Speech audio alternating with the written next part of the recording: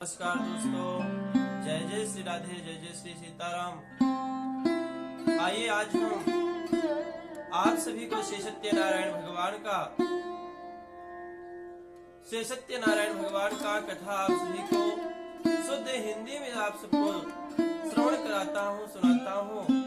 और अब आप सभी ध्यान पूर्वक भगवान का कथा श्रवण करें और अपने जीवन को धन्य बनाएं। बोलिए गणेश भगवान की, बोले वृंदावन बिहारी लाल की जय हो। सीताराम सीताराम सीताराम जय जय राम, सीताराम जय जय राम, सीताराम जय जय राम। राधे श्याम राधे श्याम राधे श्याम जय राधे श्याम। तो पहले अध्याय में मुनि श्रेष्ठ विद्याभूषण श्री नारद जी श्री व्यास श्रोतागणों को कथा श्रवण करने के लिए एक समय की बात है। एक समय निमसारण एवं सनकादि ऋषि इत्यादि 88 सहस्रादि ऋषिवृंद एकत्र होकर के परस्पर विचार कर रहे थे किस प्रकार मनुष्य का उद्धार हो सके। ऐसा करने से किस प्रकार मनुष्य का उद्धार हो सकता है, ऐसा सोचने मन में विचार करते हैं। उसी समय महान व्यास परम शिष्य पौराणिक सूत जी अपने शिष्यों के सहित उस स्थान पर पधारते हैं और सूत जी को देख करके ऋषि लोग खड़े हो गए। ऋषि जी को दंडवत प्रणाम किया, श्रद्धा पूर्वक साष्टांग दंडवत किया। इस अवसर पर भगवान नारायण ने बहुत अच्छे ही स्तुति की है।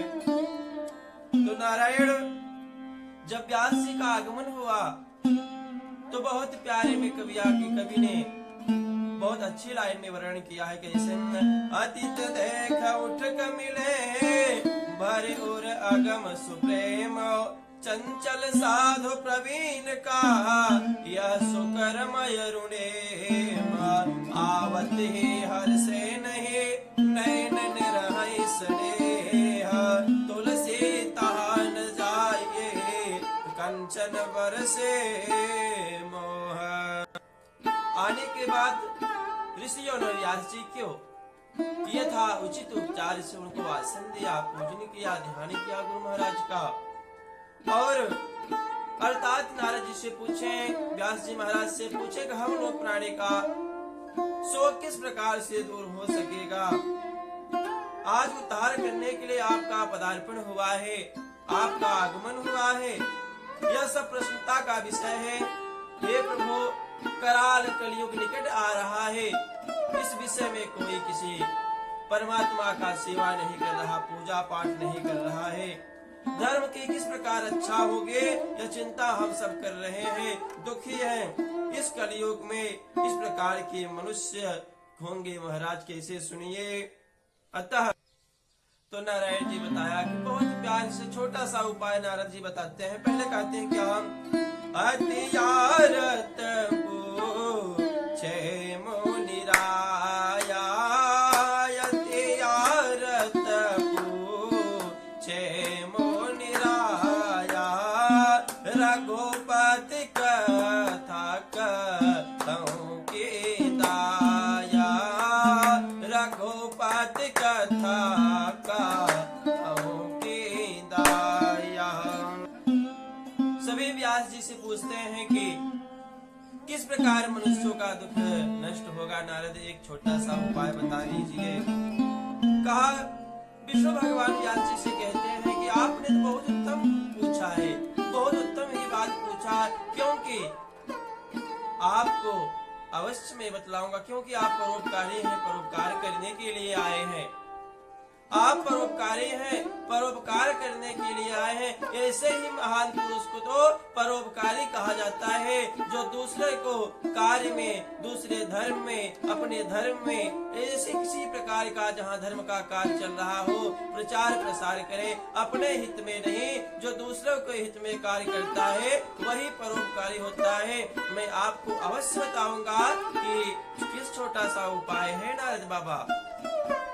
सनकादि ऋषियों ने प्रार्थना की पर सूत जी बोले, ऋषिगण आप धन्य हैं, आप जैसे ही मनुष्य से सत्य पुरुष कहे जाने के योग्य हैं, जो परोपकार करते हैं।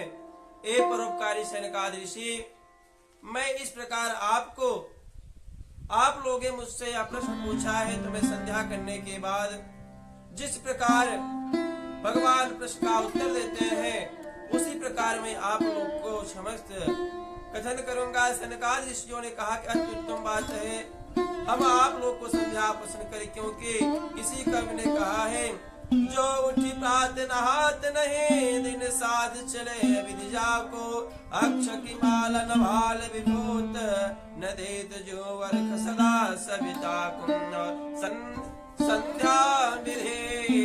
संध्या विधि करते नहीं, जो दिन दिन ध्यान धरे उमा के, दिजदार जबन निज काज तज, गनिये यश ब्राह्मण सूद प्रथा के। तो बहुत ही प्यार से विष्णु भगवान सभी को कहते हैं कि आप सभी ऋषिगण एकाग्रचित ध्यान होकर कथा श्रवण करिए। अगर आपका ध्यान कथा पर नहीं रहेगा तो आप भी श्रवण नहीं कर पाएंगे, दूसरों को भी श्रवण नहीं करवा पाएंगे। इसलिए आप कथा श्रवण करें, एकाग्रचित ध्यान कर कथा श्रवण करें। कैसे? एक बार ऋषि नारद जी ने पृथ्वी पर मृत लोक में भ्रमण करते हुए आ जाते हैं, और ऐसे प्राणियों का कलेश दूर होकर देखकर उन्हें अपने मन में सोचने लगा किस प्रकार चिंतन किया जाए, किस प्रकार का कार्य किया जाए जो अत्यंत ही दुख किसी प्रकार का दूर हो सकता है। मन में सोचते हुए हर गुणगान करके विष्णु लोक को गए, और इसका वर्णन तुलसीदास जी ने इस प्रकार किया है। एक बार कर ताल कबीरा, एक बार कर ताल कबीरा, गावत हर गुण परम प्रवीणा, चिन्ह सिंधु गवने मुनिनाथा, जहाँ बसै श्रीनाथ निवामता, हर से उठे मिले, हरिम से मिले उठे, रमानिकेता बैठे आसन ऋषि समेता। अतः नारद जी विष्णु लोक में पहुंच जाते हैं।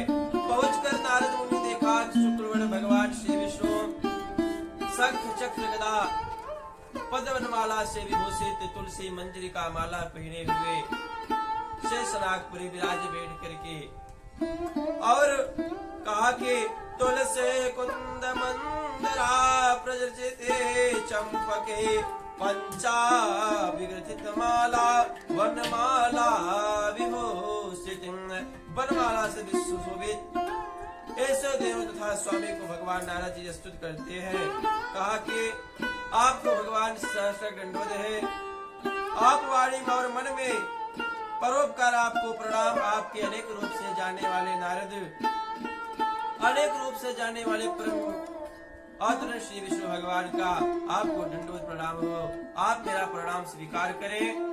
ऐसा प्रकार भगवान आत्मा तथा संपूर्ण प्राणियों के कहा कि आप निर्गुण और तीनों गुणों के स्वामी, सत्य रजतम और आत्मा तथा संपूर्ण प्राणियों में आदि कारण एवं अपने भक्तों को कलेश दूर करने वाले हैं। कैसे? कहा नारद ने, जय दुष्ट हारे, जय जय दुष्ट संहारे, भव भय हारे, जय करे आदे अनंता, जय असुर विनाशक धर्म प्रकाशक, गावहि वेद अनंता, जय जन मन रंजन पा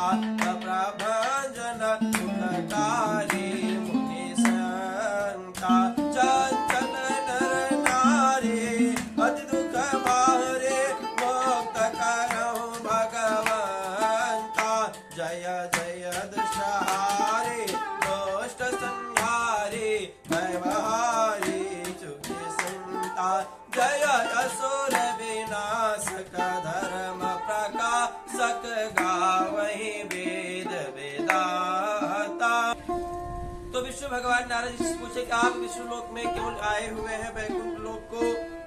कहा कि नारद बाबा, किसी कवि भयहारी कहा कि इस पृथ्वी पे बहुत ही प्रकार से सब दुख भोग रहे हैं, कैसे नारायण आप कोई एक छोटा सा उपाय बता दीजिए जिससे प्राणियों का दुख दूर हो जावे और सभी भक्त आपकी सेवा में लीन हो जावे। कहते हैं, प्रार्थना करते हैं कैसे कि दीन दयाल बेर दो सम भारे, हरहु नाथ मम संकट भारे।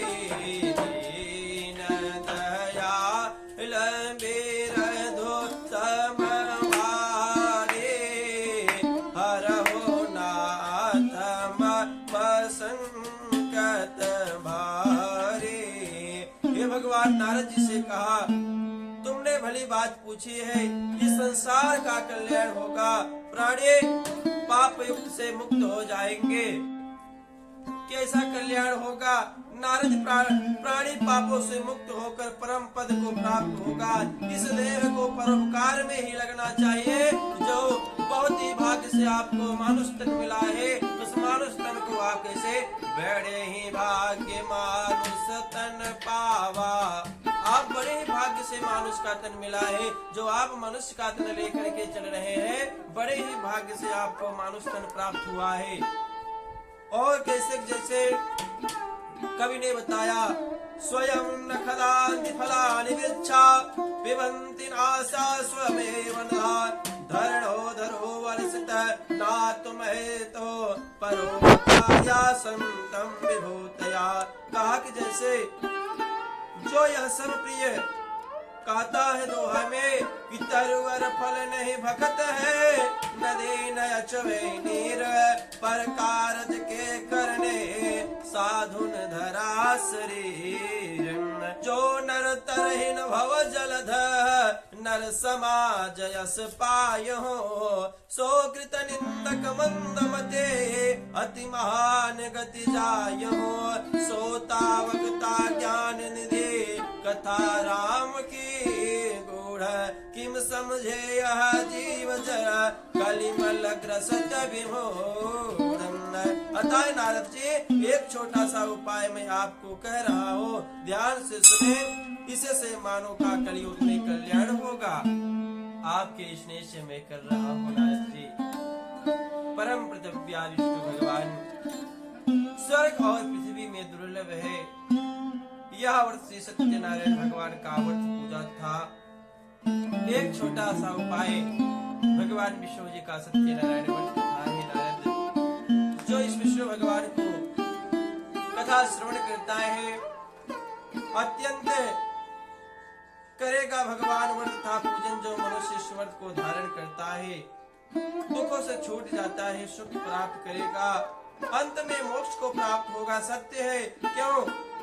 कहा कि नारद, तथा पहले पंचामृत नाभामम, भगवान का वचन सुनकर नारद जी ने कहा कि हे जनार्दन, ईश्वर का व्रत का क्या फल प्राप्त होगा, क्या विधि है, कब करना चाहिए? भगवान ने बताया कि ये श्री सत्यनारायण भगवान का कथा है।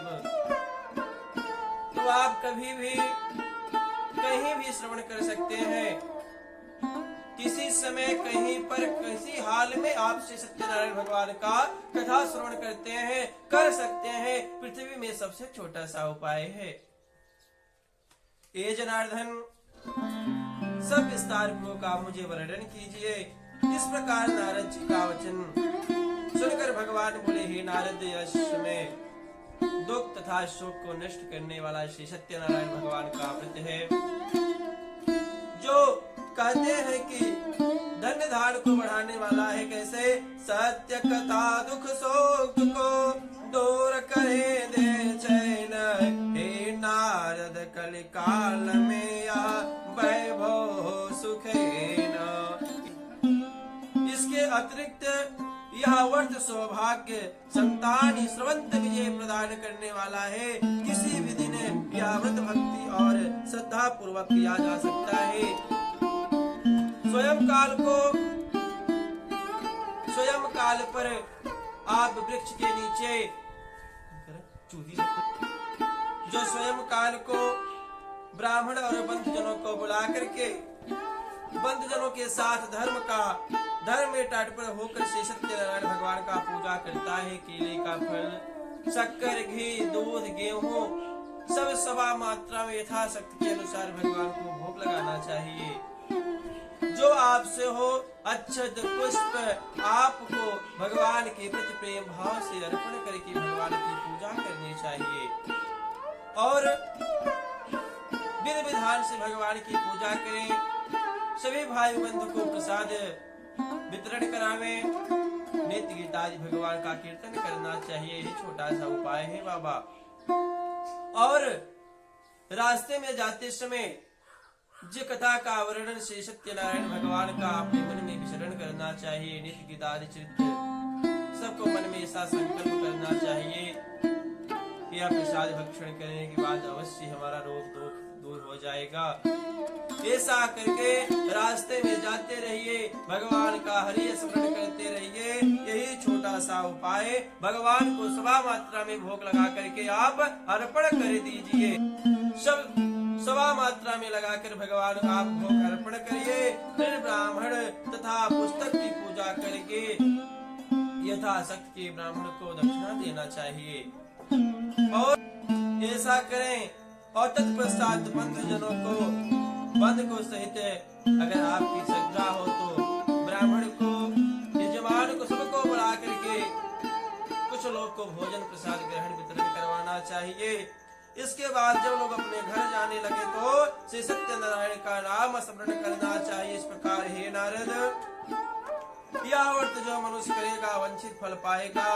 विशेषकर कलयुग में इससे सरल छोटा सा उपाय कोई नहीं है। आपको यह करना चाहिए।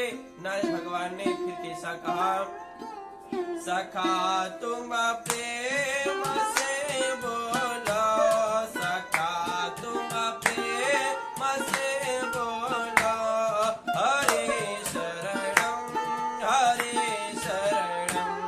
सखा तुम प्रेम से बोलो, सखा तुम प्रेम से बोलो, हरे शरणम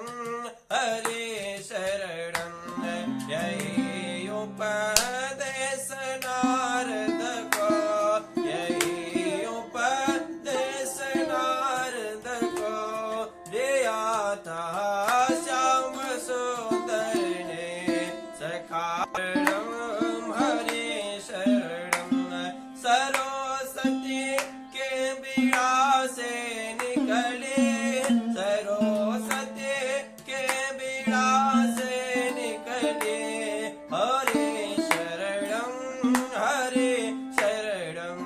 सखा तुम प्रेम से बोलो, हरे शरणम।